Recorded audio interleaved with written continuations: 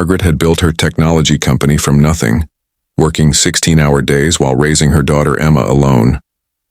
At 42, she had everything the world said should make her happy, except someone to share it with. Her sister Helen meant well, but Margaret dreaded these blind date setups. Just this once, Helen had pleaded. David is a good man. Trust me. The small cafe Helen had chosen felt refreshingly simple after Margaret's usual business dinners. She arrived early, smoothing her modest dress, something Helen had insisted she wear instead of her usual tailored suits. David walked in precisely on time, and Margaret's first thought surprised her. He had kind eyes and an easy smile that seemed genuine. His clothes were clean but simple. Work boots, pressed jeans, a button-down shirt that had seen better years. "Margaret?" he asked softly. "I'm David. Thank you for agreeing to this." As they settled into conversation, Margaret found herself forgetting about expectations.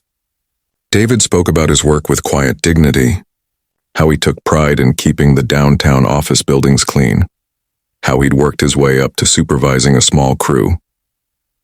"People don't usually notice janitors," he said with a gentle chuckle. "But I like knowing I'm making their workplace a little better each day." There was something refreshing about his contentment, so different from the ambitious executives she usually met. David asked thoughtful questions about her life, listening with genuine interest when she spoke about the challenges of balancing work and motherhood. "Emma's 12 now," Margaret found herself saying. "Some days I wonder if I'm doing any of it right." "The fact that you wonder tells me you're doing better than you think," David replied. "That's what good parents do. They worry because they care." His words carried the weight of understanding, and Margaret sensed there was more to his story. Over coffee and shared apple pie, David spoke about losing his wife in a car accident 3 years earlier. "We never had children," he said quietly, "but we always talked about the kind of parents we wanted to be. Present, you know. Really there." Margaret felt something shift inside her chest. Here was a man who understood loss, who had loved deeply and wasn't afraid to do so again. The evening stretched longer than either had planned. They walked slowly through the quiet neighborhood, talking about books they'd read, places they'd like to travel, the small moments that made life meaningful.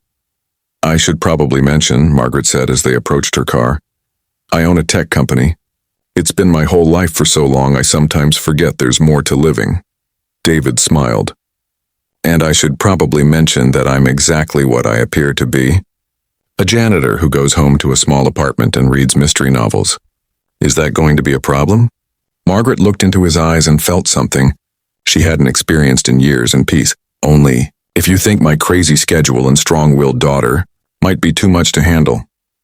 "I'd like to meet her," David said simply, "if you think that would be all right." 3 months later, Margaret watched from the kitchen window as David taught Emma how to change a bicycle tire in their driveway. His patience was infinite, his explanations clear and encouraging. Emma, who had initially been skeptical of any man in her mother's life, now looked forward to David's visits. "He doesn't try to be my dad," Emma had told her friend. "He just cares about me. It's different."